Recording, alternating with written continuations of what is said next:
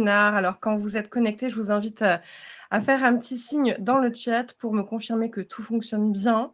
On va se laisser quelques secondes de démarrage. Je vois un premier pouce. Merci Joël, merci Lydie et bonjour Margot, bonjour Elodie. Bon, ben voilà, je vois que ça y est, ça défile. C'est que ça fonctionne. On est super ravis de vous retrouver pour cette nouvelle édition de nos webinaires Culture RH. Et c'est la reprise, c'est la rentrée. Il y a des sujets tout chaud, tout chaud, tout chaud, notamment sur le sujet de la paye. Et on a plein de choses à vous dire. Enfin, nos experts ont plein de choses à vous dire. L'actualité, elle est brûlante. Il s'est passé plein de choses cet été. Il y a plein de choses pour cette rentrée. Donc voilà de quoi vous mettre un peu en appétit. Et aujourd'hui, on se retrouve donc pour à peu près 3/4 d'heure, maximum 1 heure d'échange sur toutes ces actus. Et pour ce faire, j'ai 2 invités à mes côtés. Je commence par qui? Allez, Laetitia, parce que c'est la première que je vois sur mon écran. Laetitia, est-ce que tu veux bien te présenter en quelques mots, ce que tu fais de beau, qui tu es, pourquoi tu es là aujourd'hui? Et puis après, on passera la main à David. Super. Alors bonjour, je suis donc Laetitia Baccelli, consultante et formatrice en paye. Donc j'interviens notamment sur des sujets de contrôle de paye. Et puis je suis également rédactrice pour Culture RH pour tous les sujets qui concernent la paye. Parfait. On est collègues avec Laetitia. Exactement. Et David? Oui, bonjour, donc David Verhaeghen. Moi, je travaille chez Keio, qui est un éditeur de logiciels GT, RH et Paye. Et en particulier, moi, je suis chef de produit pour le logiciel 1, 2, 3 Paye, donc chargé de piloter les évolutions de ce logiciel dans le domaine passionnant de la paye. Eh bien, parfait. Et alors, avant d'avancer sur le résumé de ce qui vous attend aujourd'hui, je rappelle juste un petit peu les règles du webinaire, comme à chaque fois, je vous le dis, mais n'oubliez pas que c'est votre webinaire, profitez-en pour poser toutes vos questions, pour rebondir sur les actus. Voilà, moi, je me ferai un plaisir de vous lire et de relayer vos commentaires auprès de David et Laetitia. L'idée, c'est que vous repartiez avec plein de réponses à vos questions, j'espère, et beaucoup d'éclairage. David, Laetitia, est-ce qu'on peut se faire un petit spoiler là, de ce qui nous attend sur la prochaine heure qui se lance, un petit condensé là? Qu'est-ce qu'on a Allez, j'y aujourd'hui vais, alors? oui, avec plaisir. Donc, effectivement, après cette introduction, maintenant, ce qu'on va voir, c'est les différents thèmes qu'on va aborder. Donc, il y aura tout d'abord la hausse de la cotisation AGS au 1er juillet 2024. Ensuite, on évoquera les arrêts de travail et les congés payés avec la fameuse loi qui est intervenue au printemps. Ensuite, on parlera aussi d'une loi importante sur la prime de partage de la valeur, avec des impacts dans différents domaines. Et on terminera ensuite par un point sur les jurisprudences qui sont intervenues récemment et les autres actualités paye. Voilà pour le programme. Ah bah parfait, un programme très riche. Et je vois une grid qui nous dit: «Je dois quitter le webinaire à 11h55». Eh ben, challenge. Allez, il faut qu'à 55, on ait terminé. Exactement. Allez, j'annonce la couleur, voilà, petit challenge du jour. Alors, on se lance, on y va? Allez, on y va va. vif du C'est sujet? parti. Allez, Donc, c'est on parti. commence effectivement par la hausse de la cotisation AGS au 1er juillet 2024. Donc, bon, hausse qui est effectivement un peu prévisible au vu du contexte actuel économique qui est un peu morose. Et je laisse la parole à Laetitia pour développer cet aspect-là. Alors oui, tout à fait. Donc au 1er juillet 2024, on a une augmentation du taux AGS. Donc le taux AGS, il est passé de 0,20% à 0,25%. Et c'était une deuxième augmentation sur l'année parce qu'il avait déjà augmenté en janvier 2024. Il était passé de 0,15 à 0,20. Donc on est vraiment sur une deuxième augmentation. Et pourquoi une augmentation? Donc c'est à cause du hausse du nombre de procédures collectives et d'interventions de l'AGS observées au premier semestre 2024. Donc pour rappel, l'objectif de l'AGS, c'est de garantir le paiement des salaires pour les entreprises qui sont en procédure de sauvegarde, en redressement ou en liquidation judiciaire et qui n'ont pas du coup les fonds nécessaires pour payer les salaires. Donc voilà, d'où l'augmentation du taux parce qu'il y a eu un nombre donc plus important de procédures. Et pour rappel, donc cette cotisation est seulement à la charge de l'employeur. Donc voilà, il n'y a pas de participation salariale, c'est une contribution qui est uniquement patronale. Et bien sûr, c'est plafonné à 4 plafonds de la sécurité sociale. Très bien.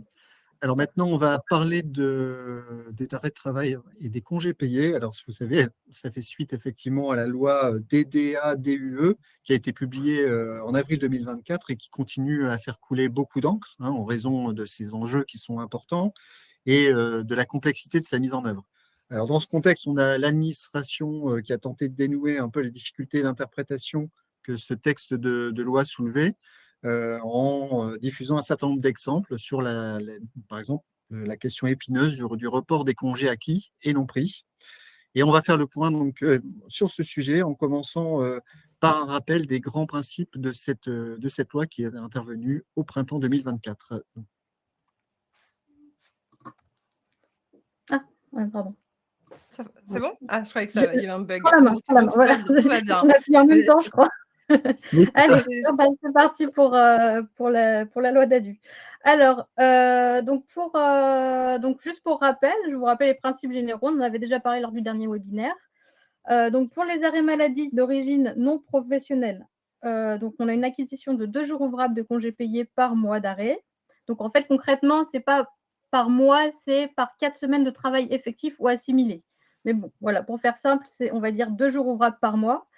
Et au niveau du calcul d'un été de congé payé, il y a une prise en compte de 80% de la rémunération brute du salarié s'il avait travaillé. Pour les accidents de travail, les maladies professionnelles, donc là, il y a une acquisition comme s'ils avaient travaillé, donc 2,5 jours ouvrables par mois, sans limitation de durée. Donc, c'était ça la différence, c'est qu'avant, il y avait une limitation d'1 an, donc ils ont supprimé la limitation de durée. Donc, c'est tout le long de l'arrêt de travail, on a une acquisition de 2,5 jours ouvrables par mois.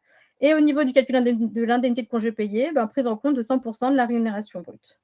Alors, il y a également, donc la loi, elle a introduit également une obligation d'information du salarié concernant ses soldes de congés à prendre et du report possible et avec la date de fin de report. Donc, la communication elle doit être faite dans le mois qui suit la reprise du travail. Et qu'est-ce qu'il y a dans cette communication? Il faut qu'il y ait le nombre de jours acquis et la date de limite de prise. Et comment? Donc, par tout moyen, donnant date certaine de réception, donc à savoir que vous avez la possibilité d'informer via le bulletin de salaire. Donc, ce n'est pas nécessairement un courrier distinct. L'information peut être faite via le bulletin de salaire. Donc, au niveau du report, à savoir que les durées de report, c'est les durées légales, mais il y a une possibilité que les reports soient prolongés, de donner en tout cas qu'il y ait plus de reports éventuellement, par un accord d'entreprise ou un accord de branche. Alors, les règles de report. Donc, la période de report, elle est de 15 mois en cas d'impossibilité de prise sur la période de référence. Et pour les arrêts de travail de plus d'1 an, c'est 15 mois à compter de la date de fin de période d'acquisition concernée. Donc, c'est ça qui était la question qui était un petit peu épineuse pour les RH, c'est comprendre ces systèmes de report. Donc, autant l'acquisition, c'est assez simple, autant les reports, c'est un petit peu plus délicat. Donc, voilà, on va aborder donc cette question en 5 exemples. Donc, on va prendre un premier exemple tout simple. Là, c'est le calcul des congés payés en cas d'arrêt maladie. Donc, un salarié, il est en arrêt maladie. Du 1er août au 30 septembre. Donc, à savoir, tous ces exemples, on part sur le principe que la date d'acquisition est du 1er juin au 31 mai et la date de prise du 1er juin au 31 mai de l'année suivante. Voilà. Donc, on part sur ces périodes de référence. Donc un salarié est en arrêt de travail pour maladie non professionnelle, donc du 1er août au 30 septembre 2024. Donc, il acquiert 29 jours de congés payés sur la période de référence au lieu de 30. Donc, 5 jours du 1er juin au 31 juillet. Donc là, 2,5 jours par mois. 4 jours du 1er août au 30 septembre. Donc là, on est sur les 2 jours par mois. Et 20 jours du 1er octobre 2024 au 31 mai 2025. Donc voilà, il acquiert du coup moins que s'il avait travaillé. Et donc, lorsque le salarié est en maladie professionnelle ou accident du travail, donc là, à ce moment-là, il n'y a pas d'impact sur l'acquisition des congés payés. Donc, il acquiert 30 jours comme s'il avait travaillé. Il n'y a pas d'impact. Il n'y a pas de décompte des congés lorsque le salarié est en arrêt de travail pour accident de travail, accident de trajet ou maladie professionnelle. Ensuite, la question des reports. Donc, un salarié est absent pour cause de maladie du 1er janvier 2025 au 5 mai 2025. L'employeur lui informe le salarié le 15 mai 2025, donc dans l'hypothèse que ce soit un courrier distinct, pas forcément par le bulletin de salaire. Donc, le solde des congés acquis sur la période 2023-2024 est reporté jusqu'au 15 juillet 2026, donc 15 mois après l'information du salarié. Si jamais le salarié n'avait pas la possibilité de les prendre avant le 31 mai. Bon, sachant qu'il revient le 15 mai, on suppose qu'il ne puisse pas les prendre tout de suite et que du coup, il a ce report jusqu'au 15 juillet 2026. Et les congés acquis par le salarié pour la période du coup 2024-2025, pour le coup, ne font pas l'objet d'un report et qui seront à prendre donc sur la période suivante. Ensuite, on a un arrêt de travail donc pour maladie de plus d'1 an et une reprise du travail avant l'expiration du report. Donc il va reprendre, mais avant l'expiration de son report de congé. Donc il est en maladie du 1er avril 2024 au 31 juillet 2025. Donc le report de ses congés acquis sur la période 2024-2025 donc sont du 1er juin 2025 au 31 août 2026, c'est-à-dire après la fin de la période de référence. On n'attend pas forcément son retour pour faire le report, donc c'est 15 mois après le 31 mai 2025. Donc la période de report pour les congés 2024-2025 vont jusqu'au 31 août 2026. Le salarié, il va revenir avant la fin de report, donc il va reprendre le travail le 1er août 2025. Le salarié est informé le 7 août 2025. Donc en fait, à ce moment-là, il y a une suspension de la période de report jusqu'à l'information du salarié. Donc en fait, il y a une suspension de 7 jours qui fait que sa période de report, au lieu de se terminer au 31 août 2026, elle va se finir au 7 septembre 2026. Donc c'est ça qui est un petit peu délicat à comprendre. C'est cette suspension entre le moment où le salarié reprend et le moment où il reçoit son courrier d'information. Et puis ensuite, il y a le report des congés acquis sur la période 2023-2024 commence à compter de l'information du salarié. Parce que ça, à ce moment-là, en fait, au 31 mai 2024, le salarié n'était pas malade depuis plus d'1 an. Donc, ces périodes-là, elles n'ont pas été reportées comme la période 2024-2025. Donc voilà, c'était ça qui était un petit peu délicat et qui était bien du coup d'expliquer. Donc, C'est bien les exemples pour illustrer. J'espère voilà. en tout cas que ça aide à éclairer. Dites-nous dans l'audience si vous avez des Oui, questions, si c'est tout à fait. toujours flou ou au contraire si ça va, si c'est un peu plus limpide pour vous. Et d'ailleurs, j'ai vu la question passer, mais sachez que la présentation, elle est accessible d'ores et déjà dans l'onglet, le 3e onglet à côté du chat où vous devez pouvoir la récupérer. J'ai vu que certains étaient intéressés. C'est vrai qu'il y a beaucoup d'informations, donc je vous comprends. Oui. Céline a dit c'est toujours un peu flou. Bah mince. Oui, alors c'est compliqué. Alors, à savoir que sur Culture RH aussi, on a un article sur le sujet. Donc, et justement, qui reprend tous ces exemples avec toutes les explications. Donc voilà, si vous voulez reprendre tranquillement. Mais voilà, en fait, c'est juste qu'il faut comprendre que quand la période de référence est terminée, que le salarié est en arrêt depuis plus d'1 an, et ben, on a une période de report qui va commencer à partir de cette date-là. Mais si on arrive au 31 mai, mais que le salarié n'a pas plus d'1 an, et ben, il y a cette période de report. Pour cette période-là, elle ne va pas commencer également au 1er juin, mais elle va commencer quand le salarié va revenir. Donc, il y a une espèce de… Voilà, c'est juste une gymnastique à faire au niveau des périodes de report. Après, je suis d'accord, c'est une usine à gaz. Voilà, autant le dire. Mais Comme comme d'hab. ça a pensé à tout, tu as même une ressource écrite pour ceux qui Voilà, à l'oral c'est ça, ont exactement. un peu de mal à suivre parce qu'il y a Pour beaucoup. reprendre, voilà, pour vraiment bien comprendre et reprendre, et à savoir que l'administration a également donc posé des exemples avec des infographies donc sur le site, je crois que c'est sur le site du ministère du Travail, que vous pouvez retrouver donc les exemples de l'administration où justement ils ont mis en place des infographies pour bien comprendre les périodes, les périodes d'acquisition et à quel moment ils sont reportés et pourquoi. Alors là, on a une… Pardon ? J'ai juste 2 petites questions pour toi, si tu veux bien répondre. Il y a Léa qui nous dit peut-on voir pour prendre les congés dans la foulée de l'arrêt maladie? Bah, tout dépend le nombre de jours qui reste à prendre. Les congés peuvent tout à C'est fait être du cas pris par dans cas. la foulée de l'arrêt maladie. Après, faut que ce soit en accord avec l'employeur, Mmh. comme la prise de congé.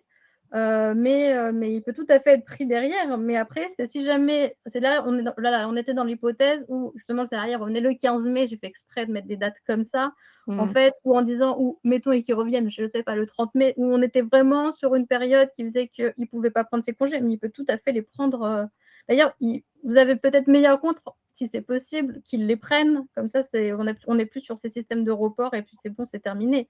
Moi, en tout cas, c'est mon point de vue. Je ne sais pas ce que David en pense, mais Oui, c'est plus simple, effectivement. voilà, De gérer plus la simple de question dire de vous report. prenez vite vos congés et puis comme ça, c'est terminé les reports. On n'est plus dans ces informations de report. Parce que voilà, je conçois que c'est lourd aussi pour les RH. Et il Donc, existe des modèles pour informer le salarié? C'est une qui demande ça? des modèles, non, il n'y a pas de modèle prédéfini. Il y a un contenu, c'est-à-dire qu'il faut il faut leur informer du nombre de jours qu'ils ont à prendre et puis les dates de report. Après, il n'y a pas eu de modèle. Après, à savoir qu'ils peuvent aussi être informés via le bulletin de salaire. Donc, il suffit de voir avec leur éditeur pour que ces informations figurent sur le bulletin de salaire, en commentaire en bas ou dans les cumuls, enfin à voir après au niveau de l'éditeur. Et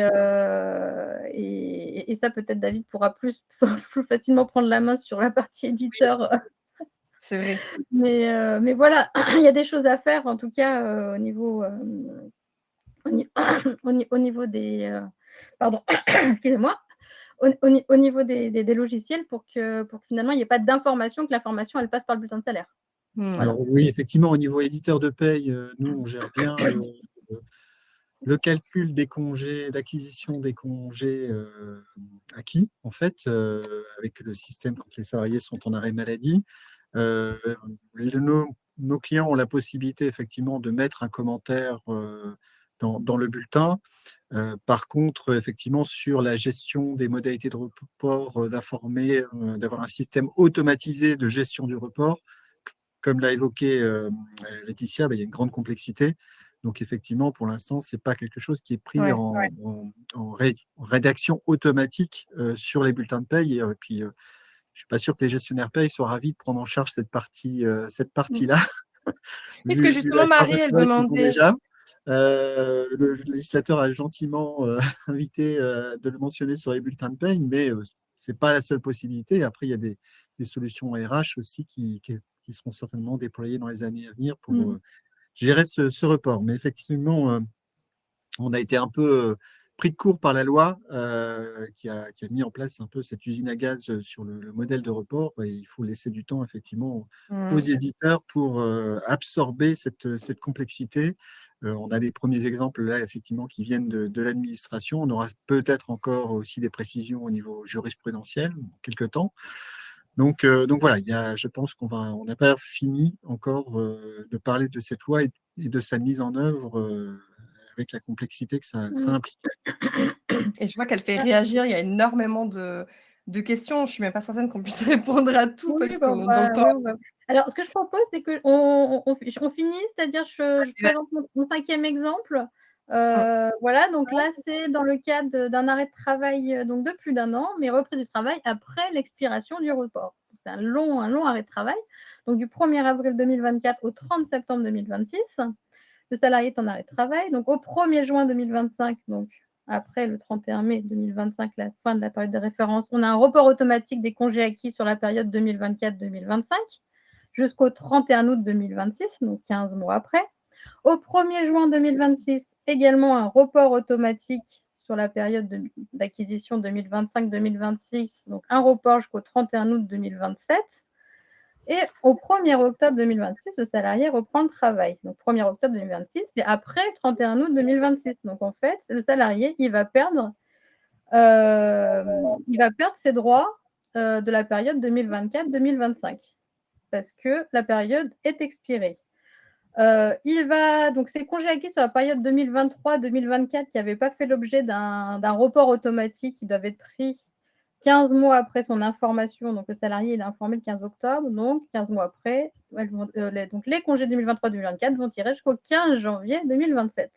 Et les congés 2025-2026, à la base, étaient reportés jusqu'au 31 août 2027. Et il y a toujours les 15 jours de suspension entre le moment où le salarié reprend et le moment où il a été informé. Donc, du coup, ces congés-là, ils sont reportés jusqu'au 15 septembre 2027. Et du coup, après, les congés acquis à compter du 1er juin 2026, bon là, ils sont à prendre comme tous les salariés au 1er juin 2027. Il n'y a pas de report, c'est les congés en cours d'acquisition. Voilà donc voilà, c'est vrai que ce qui est délicat, c'est justement d'avoir cette gestion différente en fonction des périodes d'acquisition. Et puis cette suspension entre le moment où le salarié revient et le moment où il est également informé de ses droits à congé. Il y a cette période de suspension aussi qui rajoute quand même de la complexité. Donc, Bah, là, je ne sais pas quelles étaient les questions du coup, ou quelles étaient Il y les en a réactions? plein, il y en a plein, plein, plein, il y en a énormément. Je pense que pour certaines, on reviendra, de toute façon, dessus à la fin ou vous aurez moyen aussi, peut-être, Laetitia ou David, d'entrer en contact avec les personnes qui avaient des questions. Mais, si je prends là parmi les dernières, Lucie qui demande pour le courrier d'information, est-ce qu'il y a un minimum de temps d'arrêt à respecter? Par exemple, pour un arrêt de 15 jours, est-ce que le courrier est judicieux, à rédiger? Pour un arrêt de 15 jours, bah, tout dépend, s'il y a un report des congés ou pas à ce moment-là, parce que tout dépend en fait la période de référence. Si le salarié il revient en mai et puis, il a encore des congés à prendre, oui, là, à ce moment-là, il faut, voilà, c'est obligatoire. Après, en théorie, c'est au niveau de la loi, le courrier d'information, il est obligatoire à chaque retour d'arrêt de travail pour informer le salarié. Après, dans les faits, tout dépend, je pense, tout va dépendre de la période de référence et du solde de congé qui Mmh. reste au salarié. Je ne sais pas ce que David, Ouais, donc en pense, c'est du cas par cas de après, ouais. l'interprétation, mais Et je pense que ces sujets vont quand même surtout concerner, les arrêts de travail qui sont de plus longue durée. mmh. Et alors, il y a Virginie qui nous a mis un lien. Merci Virginie, un lien vers, le site du gouvernement, qui rappelle, toutes les nouvelles règles, pour l'acquisition Mmh mh. des CP avec des infographies qui sont téléchargeables. Donc ça, c'est une super ressource, qui j'espère servira. Ce que je peux vous proposer, c'est peut-être qu'on de toute façon, on prenne un temps à la fin, on reviendra sur quelques-unes Mmh. des questions, si jamais, vous n'avez pas encore trouvé les réponses et Laetitia et David essaieront de vous éclairer. Comme il y a beaucoup d'autres sujets, je suis sûre que vous allez avoir encore beaucoup d'autres Mmh. questions. Je vais essayer de les sélectionner au fur et à mesure. Donc le sujet suivant, c'est, je crois, la fameuse loi sur le partage de la valeur. Hop, je me mets dessus. Donc oui, la prime de partage de la valeur, donc elle a été mise en place au 1er janvier 2022 et puis elle a ensuite été adaptée par la loi de partage de la valeur, en novembre 2023. Donc, nous étions en attente de décrets d'application pour certaines dispositions de la loi, donc notamment le fait de pouvoir placer sa prime de partage de la valeur sur des plans d'épargne. Donc, ce n'était pas possible tant qu'il n'y avait pas eu les décrets. Donc là, il y en a un décret qui est sorti au 29 juin 2024. Donc, nous vous proposons de faire le point sur la prime de partage de la valeur. Très bien. Et oui, effectivement, donc prime de la partage de la valeur, qui est le premier volet de cette loi partage de la valeur, qui comprend aussi des dispositions pour le partage des bénéfices et pour promouvoir l'intéressement, la participation, l'épargne salariale, qu'on verra dans un second temps. Donc, si on reprend sur le prime de la partage de la valeur, et on va parler en particulier du régime renforcé d'exonération. Alors, pourquoi parle-t-on de régime renforcé d'exonération? Parce que déjà, en soi, la prime de partage de la valeur, elle est exonérée de cotisations salariales et patronales, de cotisations sociales, et aussi des cotisations d'efforts de construction, de taxes d'apprentissage et de formation continue. Donc, on a déjà un régime de base qui est bien exonéré. Mais il reste tout de même des cotisations qui sont applicables, telles que la CSG RDS, et la somme qui est versée est aussi imposée à l'impôt sur le revenu dans le régime de droit commun. Donc le législateur, en fait, a prévu un régime renforcé d'exonération, et on va voir dans quel cas ce régime s'applique. Première question qui se pose, c'est pendant quelle durée est applicable ce régime? Eh bien, c'est pour une période de 3 ans, du 1er janvier 2024 au 31 décembre 2026. Et donc, que contient ce régime renforcé d'exonération par rapport au régime normal d'exonération? Eh bien là, comme je le précisais, il va y avoir une exonération de CSG et d'RDS et d'impôt sur le revenu. Alors, dans la limite, il y a des cas de figure différents, mais le cas le plus courant, ça va être 3 000 euros, ou bien 6 000 euros, et ça, c'est par an ou pour chaque bénéficiaire. Quels sont les salariés concernés par ce régime renforcé d'exonération? Ça va être les salariés qui ont une rémunération inférieure à 3 SMIC annuels au cours des 12 mois précédant leur versement.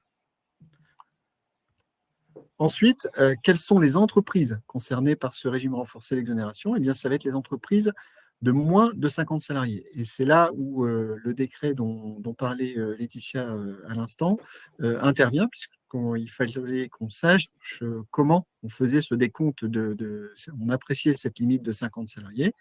Le décret est venu préciser deux choses. D'une part, il faut se référer aux règles de calcul de l'effectif sécurité sociale. Vous savez qu'en matière de droit social, il y a deux modes de décompte d'effectifs qui sont prévus, soit l'effectif sécurité sociale, soit l'effectif droit du travail. Et bien ici, donc le législateur est venu préciser quelle était la notion d'effectif qu'on pouvait prendre en compte pour calculer cet effectif.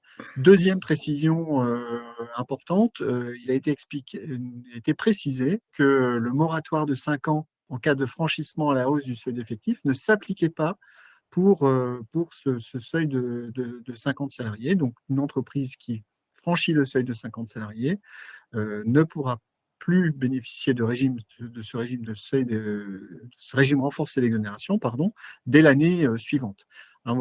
Pour mémoire, vous savez, ce moratoire de 5 ans, ça a été mis en place par la loi Pacte. Il faut que pour beaucoup de seuils d'effectifs, en fait, désormais, on est vraiment assujetti à la nouvelle obligation lorsqu'on a franchi le seuil d'effectif pendant 5 années consécutives pour y être assujetti. Cette règle plus favorable pour les entreprises ne s'applique pas pour le régime renforcé d'exonération de la prime de partage de la valeur.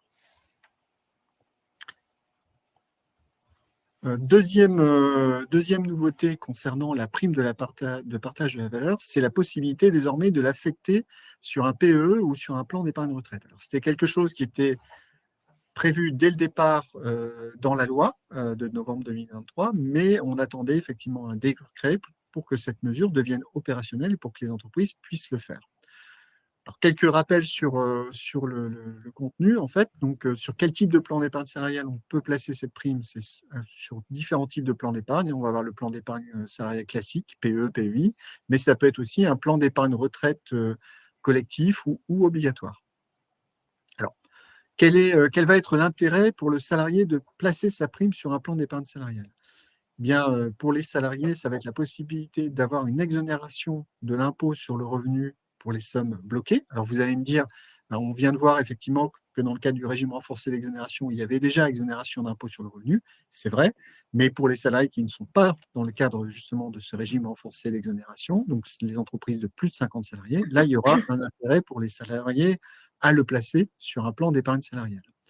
Et puis, c'est aussi si le règlement du plan d'épargne le prévoit, la possibilité pour un employeur de verser un abondement, donc un versement complémentaire à ce placement qui serait fait par le salarié sur le plan d'épargne salariale.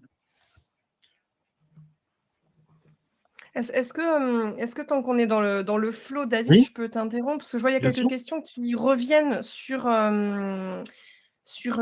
la taille des entreprises, sur les entreprises concernées, et notamment, c'est des cas très précis.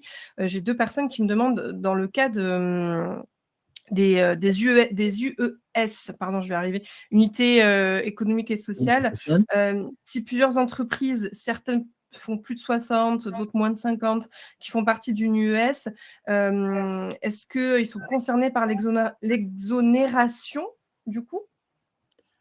Alors, je n'ai pas la réponse là immédiatement. Il faudra que je vérifie dans ce cas particulier, parce qu'effectivement, on est bien dans un cas un peu spécifique.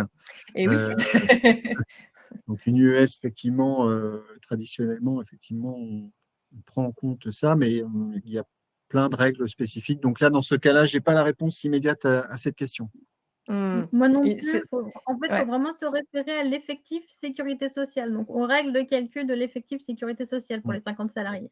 Donc après, c'est lié avec d'autres cotisations. Donc ça, je pense que si par exemple, au niveau de la FNAL, si l'entreprise cotise à la FNAL plus de 50 salariés, c'est qu'elle est pas donc elle est pas en régime renforcé au niveau des exonérations. Voilà, donc c'est des choses qui sont notifiées par l'URSSAF. Donc en tout cas, on est vraiment sur les règles de l'effectif sécurité sociale. C'est ça qu'il faut savoir. A priori, effectivement, il n'y avait pas de particularité liée à l'UES. Donc effectivement, comme tu le dis, Laetitia, il faut se référer en fait à ce que prévoient les règles de décompte d'effectifs sécurité sociale. Tout à fait. Et la limite de moins de 50 salariés, elle concerne aussi l'affectation sur le plan d'épargne salariale. C'est Kidsia qui nous demande ça, l'affectation sur PE, PERCOL. Non, là, Non, en fait, non. il y a possibilité dans les deux cas de verser sur un plan d'épargne salariale. Simplement, il y a beaucoup plus d'intérêt pour les entreprises de plus de 50 salariés de le verser,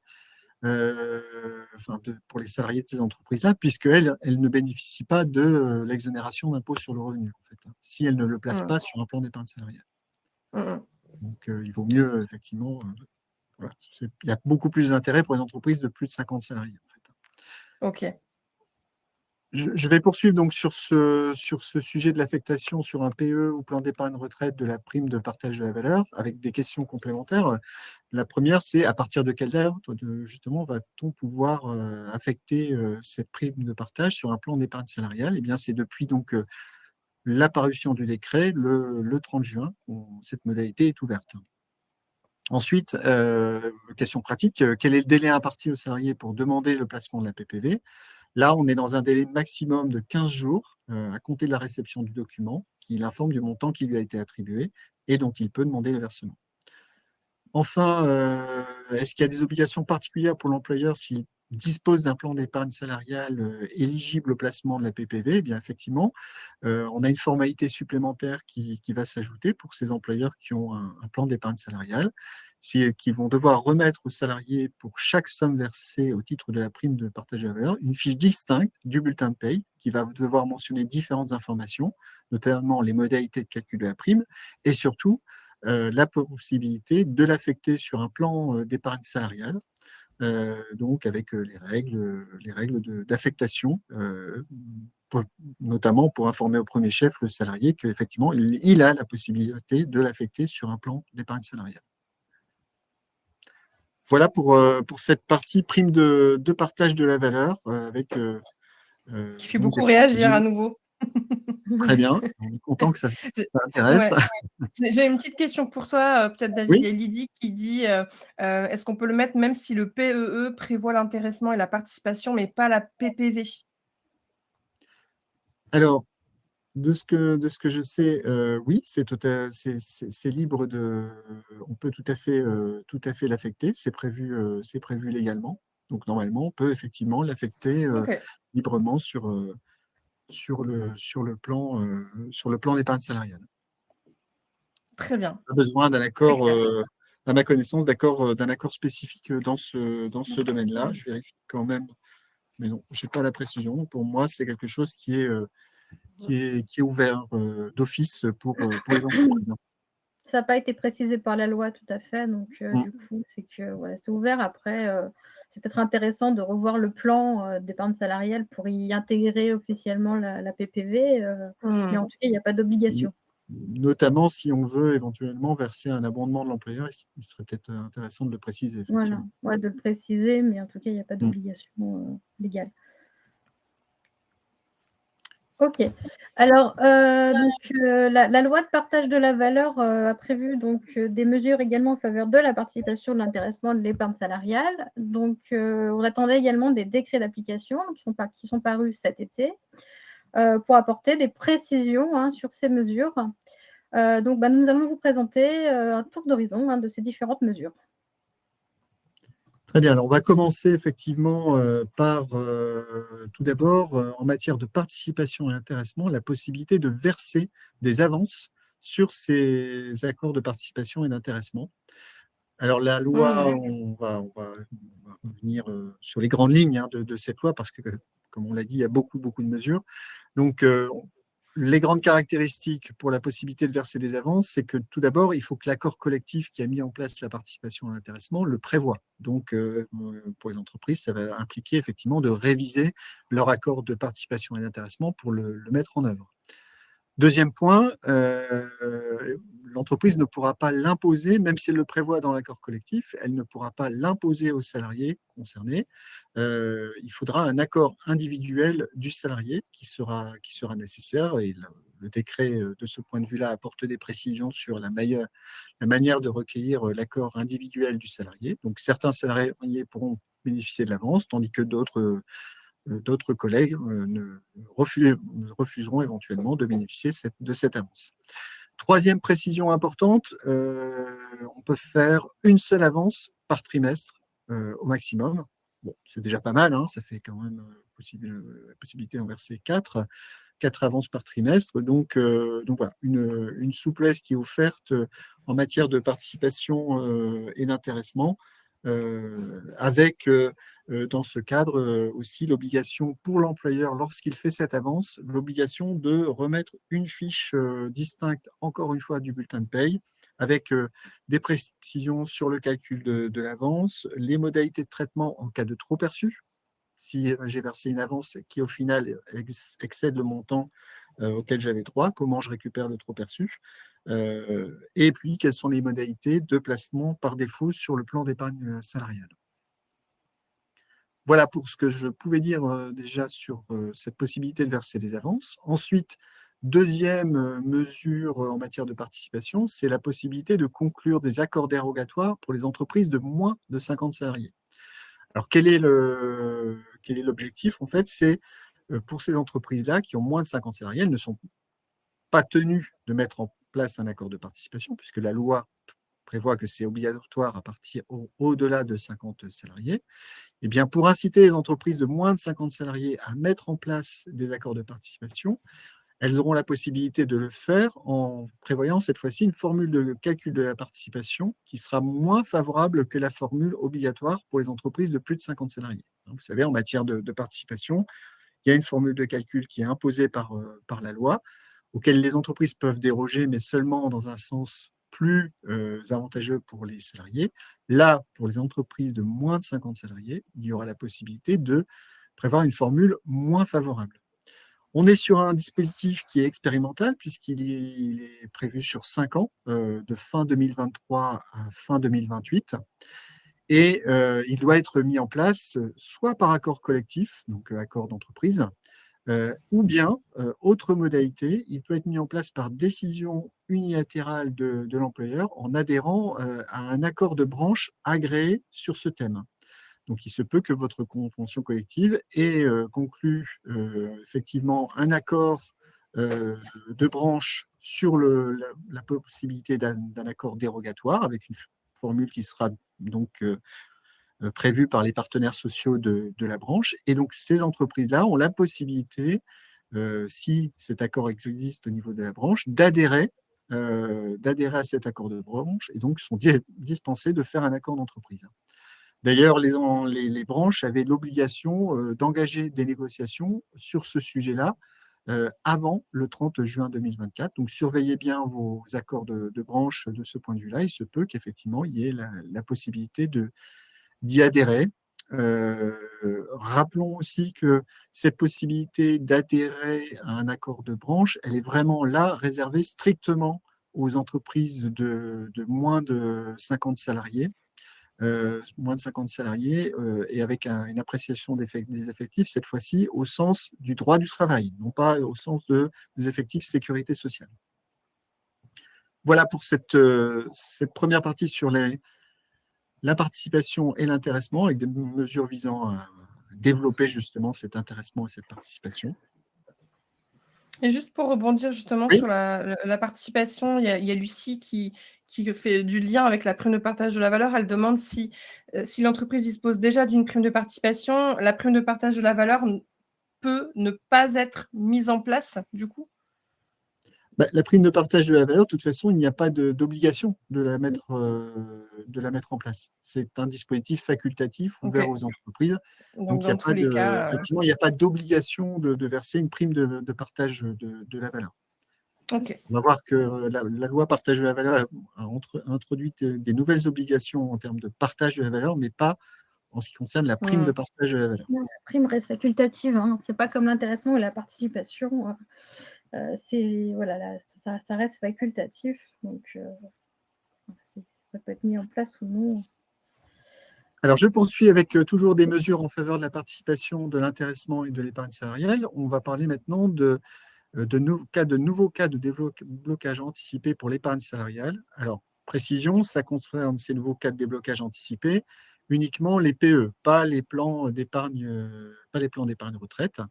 Vous savez normalement que lorsqu'un salarié affecte des sommes sur un plan d'épargne salariale entreprise, en fait, ces sommes, en principe, sont bloquées 5 ans. Alors, il existait déjà des cas de déblocage anticipé autorisé en cas d'événements familiaux, en cas d'événements professionnels, par exemple la rupture du contrat de travail. Ici, en fait, la loi donc, a introduit de nouvelles possibilités de déblocage anticipé donc, avant l'échéance des 5 ans définis avant.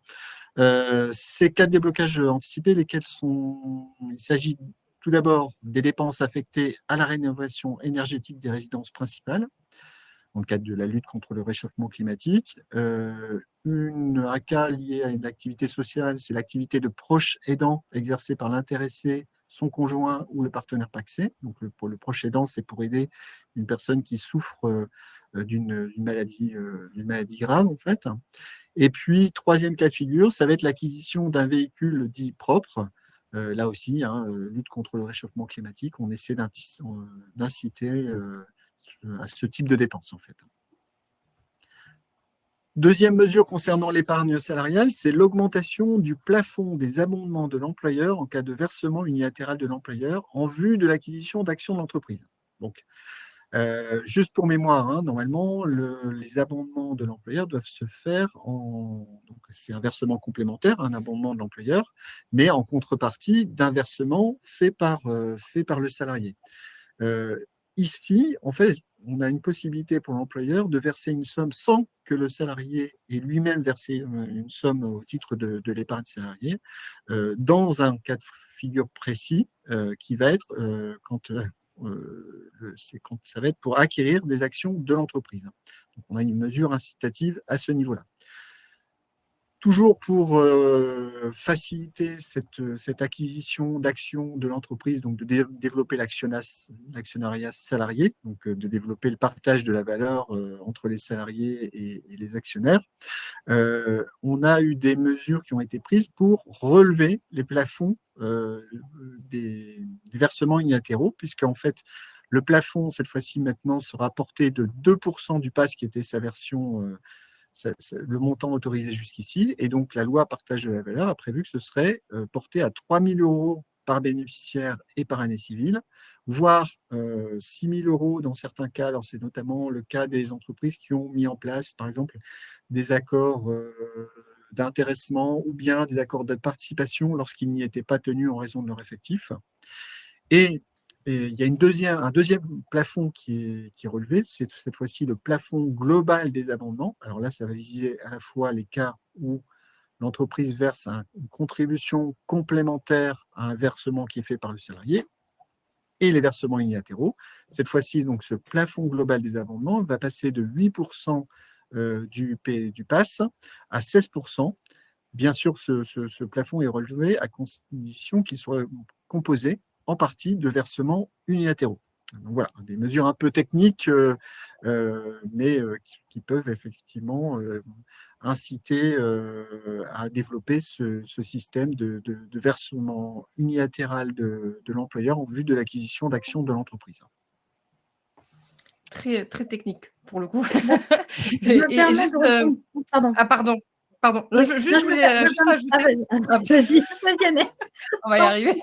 Je disais juste, par rapport au déblocage anticipé de l'épargne salariale, il y a Amandine qui ajoute aussi qu'il y a l'achat d'un vélo électrique. C'était le petit plus oui. dans la... Ah ben voilà. Oui, pardon, Oui, c'est Amazon cycliste, si effectivement je l'ai précisé véhicule propre. Oui, c'est le vélo également électrique. Ouais, on peut comprendre dans le véhicule propre le vélo électrique. Oui, voilà. C'est pris en compte dans les cas de déblocage, l'achat d'un vélo électrique. Tout à fait. On y arrive. Alors, on poursuit peut-être cette fois-ci sur le partage des bénéfices. Oui, donc le partage des bénéfices, donc c'est un autre volet de la loi partage de la valeur. Donc, il y a trois points. L'obligation de partage de la valeur en cas de bénéfices réguliers, l'obligation de négociation du partage de la valeur en cas de bénéfices exceptionnels et le plan de partage de la valorisation de l'entreprise. Donc, on propose de faire le point sur ces 3 mesures. Voilà, effectivement, 3 mesures qu'on va détailler maintenant. On va commencer par l'obligation du partage de la valeur en cas de bénéfice régulier. Alors, voyons d'abord qui est concerné par cette nouvelle obligation, parce que là, c'est bien quelque chose d'obligatoire. Il va s'agir en fait des entreprises qui ont au moins 11 salariés et qui ne sont pas tenues de mettre en place la participation au résultat et qui ont réalisé au moins 1% de bénéfice net fiscal sur les 3 derniers exercices. Donc, schématiquement, on va dire les entreprises comprises entre 11 et 50 salariés. Deuxièmement, comment va s'effectuer le calcul de ce seuil d'effectif de 11 salariés selon les décrets qui est paru récemment au cours de l'été, donc le 5 juillet 2024. Là encore, il a été précisé par le gouvernement que le calcul se ferait suivant les règles d'effectifs sécurité sociale et non pas les effectifs droit du travail. Et idem que pour les calculs d'effectifs pour la prime de partage de la valeur, là aussi, le moratoire de 5 ans qui est prévu en cas de franchissement à la hausse du seuil d'effectif ne s'applique pas. Donc voilà, on voit que cette règle de moratoire de 5 ans qui avait au départ vocation à être la plus générale possible, on ne peut pas s'empêcher de faire des exceptions. Donc on simplifie et puis on recomplexifie, on simplifie, on recomplexifie. C'est un cercle sans fin. C'est la loi du genre, on ne peut jamais avoir une règle vraiment uniforme, c'est plus fort que nous. On complexifie. Ensuite, autre point sur l'obligation de partage de la valeur en cas de bénéfice régulier. À partir de quand va s'appliquer cette nouvelle obligation? Alors, elle va s'appliquer à compter de janvier 2025 au plus tôt et à partir du premier exercice suivant la réalisation de ce bénéfice fiscal d'au moins 1% sur 3 exercices consécutifs. Alors, il s'agit d'un dispositif expérimental puisqu'il est prévu pour 5 ans à partir de la promulgation de la loi, donc en théorie jusqu'au 29 novembre 2028, selon les règles qui ont été diffusées. Enfin, quelles sont les possibilités justement de satisfaire à cette obligation de partage de la valeur en cas de bénéfice régulier? 3 modalités prévues, soit se doter d'un régime d'intéressement de participation s'il n'existe pas, soit abonder à un plan d'épargne, soit verser une prime de partage de la valeur. Donc voilà les 3 manières de se libérer de ce partage de la valeur en cas de bénéfice régulier. Et juste pour bien reconfirmer, je pense, Lydie, elle demande si on a signé un accord participation pour 2024, on doit bien regarder donc les 3 dernières années. Oui, il faut 3 ans avant janvier 2020. Et je crois qu'il y a besoin d'éclairage, parce que de personnes qui demandent précision. Oui, en fait, il faut avoir effectivement réalisé un bénéfice fiscal d'au moins 1% du chiffre d'affaires sur 3 exercices consécutifs. Et ça va s'appliquer au plus tôt à compter de janvier 2025. Mais si effectivement on remplit cette condition dès janvier 2025 parce qu'on a réalisé 3 exercices consécutifs avec 1% de bénéfice fiscal sur le chiffre d'affaires, eh bien on est concerné par cette obligation. Ok. On enchaîne maintenant sur une deuxième modalité du partage de la valeur. Cette fois-ci, ça n'est plus en cas de bénéfice régulier, mais cette fois-ci en cas de bénéfice exceptionnel. Ça fait suite un petit peu, vous savez, à la polémique qu'il y a eu dans le contexte inflationniste. Les entreprises ont réalisé parfois des bénéfices très importants et ça fait l'objet d'un débat un peu politique. Et donc, cette loi partage de la valeur, elle est venue un petit peu trancher là-dessus, adopter des mesures par rapport à ça pour éteindre en quelque sorte la polémique. Donc, voyons les caractéristiques de ce régime en cas de bénéfice exceptionnel. Alors, les entreprises qui sont concernées, il faut que ce soit des entreprises qui soient pourvues d'au moins un délégué syndical et qu'elles soient soumises à l'obligation de mise en place de la participation. Donc, schématiquement, encore une fois, ça va concerner les entreprises qui font 50 salariés et plus. Les entreprises qui ne sont pas concernées, alors réciproquement, ça va être les entreprises dispensées temporairement de l'obligation de mise à la participation, de mise en place de la participation au résultat, notamment quand elles franchissent un seuil d'effectif, notamment le fameux moratoire de 5 ans qui est applicable cette fois-ci. Les entreprises aussi qui ont un accord de participation reposant sur une formule de calcul dérogatoire plus favorable que la formule de calcul légale sont aussi dispensées d'appliquer cette nouvelle obligation. Et enfin, les entreprises qui ont déjà défini les règles de partage de la valeur en cas de bénéfice exceptionnel, celles qui seraient très en avance, elles aussi sont dispensées de cette nouvelle obligation. Alors, donc, on parle cette fois-ci non pas d'une obligation du partage de la valeur, mais d'une obligation de négociation. Donc, c'est encore un peu plus subtil. Donc, ça veut dire que les entreprises, en fait, doivent négocier quand elles sont concernées, quand elles font plus de 50 salariés, hein, comme je le disais. 2 points sur lesquels doivent porter la négociation. D'une part, il faut savoir que la négociation du partage de la valeur doit s'engager en même temps que la négociation sur la mise en place d'un accord d'intéressement de participation. Et il doit être discuté 2 points dans le cadre de cette négociation. D'une part, qu'est-ce qu'on entend par une augmentation exceptionnelle du bénéfice? Il faut déjà se mettre d'accord sur la définition. Et d'autre part, comment va-t-on partager la valeur? Alors là, 2 possibilités. Soit d'office, on prévoit l'attribution d'un supplément de participation ou d'intéressement, le principe de l'attribution d'un supplément de participation ou d'intéressement, ou bien on se dit, eh bien, si jamais il y a un bénéfice exceptionnel, on s'engage à négocier ultérieurement en cas de bénéfice exceptionnel. Donc, c'est un petit peu subtil comme règle, hein, c'est un engagement aussi à négocier ultérieurement. D'autre part, autre question qui peut se poser, les entreprises qui avaient déjà en fait un accord de participation et d'intéressement avant la promulgation de la loi, donc a priori, elles n'ont pas engagé une négociation sur la mise en place d'un accord d'intéressement et de participation, puisqu'elles l'ont déjà précisément cet accord de participation et d'intéressement. Elles sont tout de même concernées par cette obligation, et dans ce cas-là, elles doivent engager ils devaient engager avant le 30 juin 2024 une négociation spécifique sur les 2 points évoqués, c'est-à-dire qu'est-ce qu'un bénéfice exceptionnel et comment on va définir les modalités de partage de la valeur si jamais il y a réalisation de ce bénéfice exceptionnel. Donc 30 juin la date pour Lydie qui demande dans le chat. Oui, pour les entreprises qui avaient déjà un accord de participation ou d'intéressement avant la promulgation de la loi. On enchaîne maintenant avec le 3e mode de partage de la valeur de l'entreprise. Alors cette fois-ci, on parle de plan de partage de la valorisation de l'entreprise. C'est un dispositif, en fait, cette fois-ci, qui n'est pas obligatoire, qui est facultatif, qui est ouvert à toutes les entreprises. Et le principe, c'est la possibilité de verser une prime lorsque la valeur de l'entreprise augmente sur une période de 3 ans. Alors, plusieurs règles qui s'appliquent. Il y a tout d'abord un montant qui est plafonné par salarié au titre d'un même exercice à 3/4 du plafond annuel de la sécurité sociale.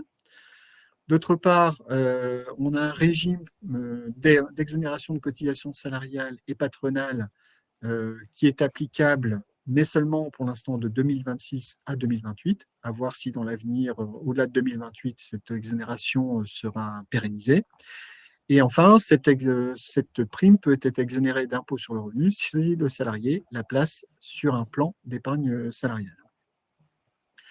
3e point, concernant ce plan de partage, il faut que ce soit mis en place par accord collectif, alors sur la base d'un rapport spécial établi par un commissaire aux comptes, puisqu'il s'agit d'évaluer en fait cette valorisation de l'entreprise, cette augmentation de valeur de l'entreprise. Et cet accord devra être déposé auprès de l'administration et il sera contrôlé par l'URSSAF selon les mêmes modalités que l'accord d'intéressement.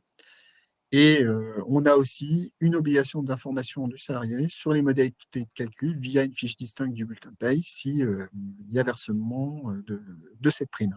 Mais je le rappelle, là, on est sur un dispositif, cette fois-ci, qui est facultatif, à l'inverse de ce qu'on a vu sur les nouvelles obligations en cas de bénéfices réguliers ou de bénéfices exceptionnels. Voilà ce que je pouvais vous dire sur cette loi de partage de la valeur qui, comme vous l'avez vu, contient beaucoup de mesures différentes. Oui, c'est très riche. Très riche, avec beaucoup de détails qui ont été apportés dans les décrets sur lesquels peut pas revenir dans le cadre de ce webinaire parce que ce serait vraiment entrer dans les grands détails. Là, l'objectif, c'était vraiment de vous donner tout le panorama des mesures qui sont en place. D'ailleurs, je crois qu'il y a un article, hein, je crois, qui est aussi disponible sur Culture RH à ce Oui. sujet. Oui, je pense qu'on pourra le repartager Oui. pour avoir une ressource complémentaire, histoire d'avoir une ressource écrite en parallèle. Et puis, je vois que surtout le temps défile et qu'il nous reste 5 minutes et Oui, qu'il y a c'est encore ça. quelques actus à revoir. Je vous propose peut-être de les balayer Oui, pour conclure rapidement, ce voilà. webinaire. Hein, ouais, allez, c'est Oui. parti. Effectivement, on va enchaîner sur un point jurisprudence avec 2 décisions de la Cour de cassation. Donc, toujours utile d'avoir des informations de la jurisprudence pour lever des doutes sur des incertitudes juridiques. Donc, Laetitia, je te laisse enchaîner. Tout à fait. Alors, donc, 2 jurisprudences. Donc, on a le forfait social sur les jetons de présence. Donc, c'est une société anonyme française et un président du conseil de surveillance franco-belge qui était affilié du coup au régime de sécurité sociale belge. Et c'était la question du régime social de ces jetons de présence. Donc, la décision de la Cour, le forfait social est dû, quelle que soit la nationalité ou la résidence fiscale du dirigeant, à partir du moment où la société a son siège social en France. Ensuite, la question, c'était les indemnités de rupture et le temps partiel thérapeutique. Donc, comment calculer la période de référence pour calculer les indemnités de rupture. Donc, l'affaire, c'était le licenciement d'une DRH sans cause réelle et sérieuse, qui était donc en arrêt maladie, puis ensuite en temps partiel thérapeutique, et puis ensuite de nouveau en arrêt maladie, puis ensuite elle avait été licenciée. Donc, la décision de la Cour, la rémunération brute à prendre en compte pour calculer le salaire de référence, c'est bien celle perçue avant le temps partiel thérapeutique. Donc, il faut considérer le temps partiel thérapeutique comme un arrêt de travail. Et donc, du coup, bien prendre donc les 12 derniers mois ou 3 derniers mois précédant le temps partiel thérapeutique et éventuellement les arrêts qui ont précédé le temps partiel thérapeutique. Donc, ensuite, oui. Avec les dernières actualités paye, alors il n'y a pas eu de gouvernement pendant l'été, mais il y a eu quand même quelques mesures avant la fin du gouvernement précédent. Donc, je te laisse la parole, Laetitia, sur ces mesures. Tout à fait. Donc, le bonus-malus sur les cotisations de chômage, donc le dispositif, il est prolongé jusqu'au 31 octobre 2024. Donc, s'il fallait une autre prolongation, il faudrait un nouveau décret. Donc, pour le moment, le dispositif, il est en vigueur seulement jusqu'au 31 octobre 2024. Donc, là, on ouvre la 3e période de modulation. Donc, elle s'est ouverte au 1er septembre 2024. Donc, le taux modulé des entreprises ont été notifiés par l'URSSAF début septembre. Ensuite, au niveau du bulletin de paye transitoire, donc qui prenait en compte le montant d'aide sociale, mais également des nouveaux libellés au niveau du bulletin de salaire. Donc, le bulletin de paye transitoire, c'était seulement de rajouter le montant net social dans le bulletin de salaire, mais il n'y avait pas forcément besoin de revoir tout le bulletin avec les nouvelles rubriques. Donc là, c'est encore possible en 2025. Et par contre, le nouveau bulletin rénové, il sera obligatoire à compter du 1er janvier 2026.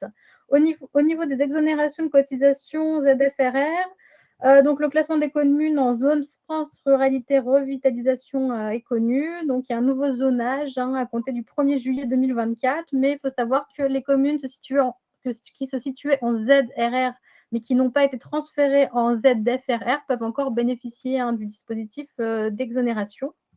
Et au niveau des contributions à la formation professionnelle et taxes d'apprentissage, donc à savoir qu'il y a une nouvelle rubrique qui a été créée donc dans le BOSS. Vous pouvez vous référer pour tout ce qui est concernant le régime social, donc éventuellement les exonérations sociales et de ce qui rentre dans l'assiette, ce qui ne rentre pas dans l'assiette. Donc voilà, vous pouvez vous référer dans le BOSS. Et donc la rubrique, elle a été rajoutée dans la partie règles d'assujettissement. Et puis une dernière info qui n'est pas également dans le BOSS, ils ont rajouté des informations concernant les apprentis et les stagiaires aussi. Ils ont rajouté une rubrique, c'est tout récent. Donc voilà, il y a certaines rubriques, au fur et à mesure, ils alimentent le BOSS pour l'enrichir, pour vraiment que ce soit une référence documentaire, à savoir que c'est opposable à l'administration. C'est toujours bien de le préciser. Tout ce qui est dans le BOSS est opposable à l'administration en cas de contre l'URSSAF. C'est tout pour cette actu. Ouais, je crois qu'on a, ça y est, on a balayé toutes les actus qu'il y avait à partager. Alors, pour certaines, peut-être qu'on était plus creusées que d'autres. C'est délicat en 1 heure top chrono de tout approfondir. Et je vois que la team de Culture RH vous a mis un lien vers l'article qui condense un peu toutes les nouveautés justement rédigées par la plume de Laetitia. En plus, si je dis pas de bêtises. Je dis pas de bêtises, Laetitia. Oui, ça c'est moi. C'est bien toi, c'est bien toi. Parfait. Parfait. Donc, vous pourrez retrouver un condensé des informations qui ont été relayées aujourd'hui. Est-ce qu'il y a un mot pour conclure, des dernières infos à passer avant que l'on se quitte avec ce webinaire, David et Laetitia? Alors moi, je voulais juste préciser par rapport à l'article, c'est pas le condensé de toutes les actus pay, c'est vraiment la partie loi partage de la valeur. Hein. Ok. L'article ne Ça concerne marche. pas toute l'actualité paye, mais parce qu'on pouvait, enfin, il y avait tellement de choses à dire déjà juste sur la loi partage de la valeur que Il en faut d'autres. l'article allait être vraiment, ça va être un livre blanc. Et Donc ouais. voilà, je me suis vraiment concentrée sur vraiment ce sujet-là, et à savoir que, oui, je vais également vous mettre le lien dans le chat. Hop, je vais le faire tout de suite. De l'article sur, c'est bien celui-ci, sur la loi congé payé arrêt de travail avec tous les exemples. Parfait, comme ça on a le Voilà, combo. comme ça il y a vraiment les 2 gros sujets qui sont traités sur Culture RH. Top, merci Laetitia. Bien. Pour ma part, bon courage au gestionnaire paye pour cette rentrée. Cette rentrée bien dense. On a beaucoup d'incertitudes sur le plan politique par rapport à la loi de finances, notamment financement de sécurité sociale, qui risque avec des mesures qui risquent d'arriver très tardivement. Donc voilà, pour la mise en œuvre, ça va être compliqué pour les gestionnaires paye, ça va être compliqué pour les éditeurs qui devront être super réactifs. On est sur le pont, bien sûr, comme chaque année, et on attend avec impatience le programme à venir. On vous en parlera. En tout cas, moi, il me reste aussi à vous remercier pour ce webinaire très riche. Il y avait beaucoup d'informations. Comme à chaque fois, voilà, on essaie de vous partager le plus de valeur possible. Et d'ailleurs, moi, je vous retrouve dès la semaine prochaine, puisque la semaine prochaine, on a un nouveau webinaire. Alors, on change de sujet, hein, pour le coup, aucun rapport, mais on va parler IA et recrutement. Je sais que c'est le sujet qui est sur toutes les lèvres depuis maintenant quelques mois et encore plus en cette rentrée. Donc, on viendra un peu débunker quelques croyances autour de l'IA vraiment spécifiques au recrutement. Donc, l'équipe Culture RH, je vous mets le lien si jamais vous voulez nous rejoindre. Et puis, pour rebondir sur le sujet du jour, puisqu'aujourd'hui, on parlait paye, eh bien, si je ne dis pas de bêtises, c'est dans 2 semaines, on aura un autre webinaire qui, lui, parlera de la stratégie salariale et notamment des avantages sociaux. Qui pourra faire du lien avec tout ce qu'on aura pu voir aujourd'hui. On reste dans le sujet de la paye, donc, mais avec un angle un peu différent, puisque là, ce sera sur la stratégie salariale. Donc, rejoignez-nous si jamais ces sujets vous intéressent, avec plaisir que je vous accueillerai. En tout cas, merci à vous pour votre implication. Il y avait beaucoup de questions. J'en suis désolée. C'était compliqué de répondre à tout le monde, mais j'espère que David et Laetitia auront pu vous apporter quand même pas mal d'éclairage. Et puis, je vous dis à très bientôt et je vous souhaite une très bonne journée, semaine, mois de septembre. Voilà, vous prenez ce que vous voulez. Merci à vous deux en tout cas. Merci. Très bonne journée à tout le monde. À bientôt. Bonne journée. Au revoir.